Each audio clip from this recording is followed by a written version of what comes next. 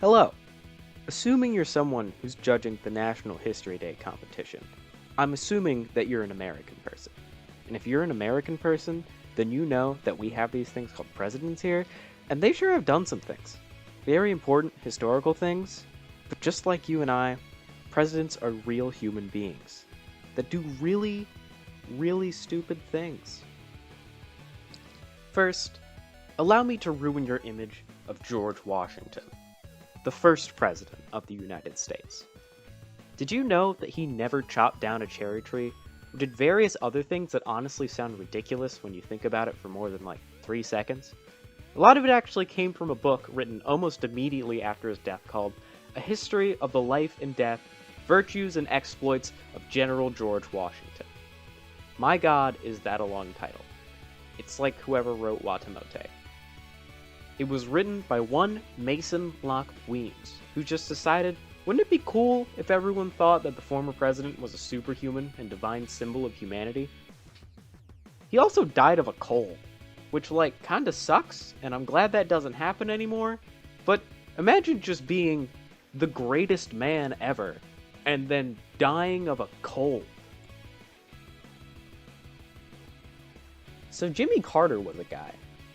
As many of you know, he was kind of weird, but did you know that he also believed in aliens? Right now, he's the only president that's ever reported a UFO sighting, which might change in the future, and I kind of hope it does. He was also a born-again Christian, which kind of explains the aliens thing, but who am I to talk?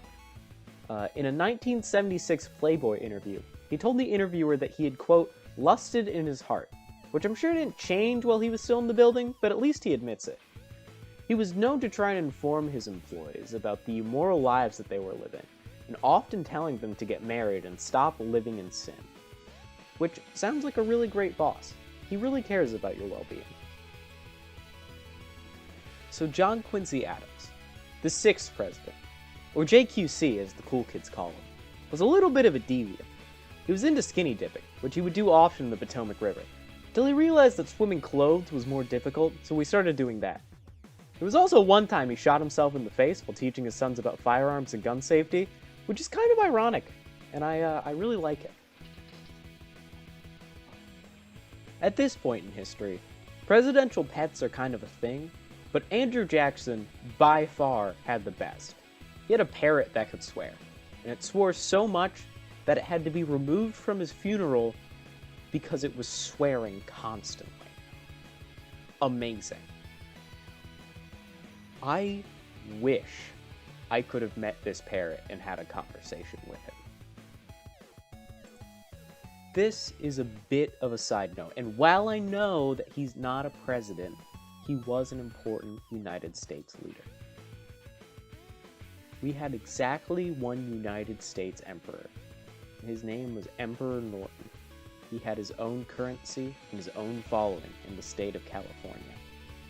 I'm not funny enough to make up my own jokes, so I'm just gonna go recommend that you watch someone else's video, and just appreciate the fact that Emperor Norton does in fact exist. And that's all I have to say.